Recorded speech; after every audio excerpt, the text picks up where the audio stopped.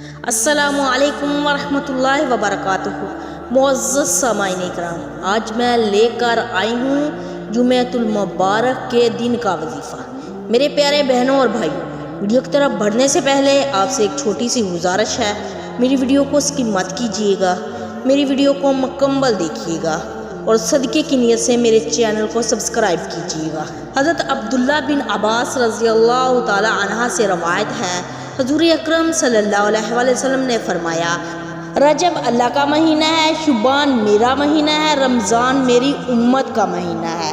حضور اکرم صلی اللہ علیہ وآلہ وسلم نے فرمایا، جمعے کے دن 10 ایسے گناہ گاروں کو جہنم سے آزاد کر دیا جائے گا جس پر گناہوں کی وجہ سے جہنم واجب ہو چکی تھی۔ شب جمعہ یعنی جمعرات کو غروب آفتاب سے لے کر جمعے کو غروب آفتاب تک ہر گھڑی ایسی 10 لاکھ گناہ گاروں کو جہنم سے آزاد کر دیا جائے گا جو عذاب کے حقدار اقرار دے چکے ہوں گے۔ آج اللہ پاک لاکھوں کو بخشے گا، کاش ان لاکھوں میں میرا بھی نام ہو۔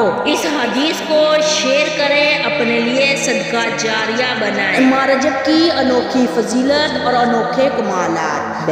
حضرت عبداللہ بن زبیر رضی اللہ تعالیٰ عنہ فرماتے ہیں، جو ماہ رجب میں کسی مسلمان کی پریشانی کو دور کرے گا، اللہ تعالیٰ اس کو جہنم میں ایک ایسا محل عطا فرمائے گا جو حد نظر تک وسیع ہوگا۔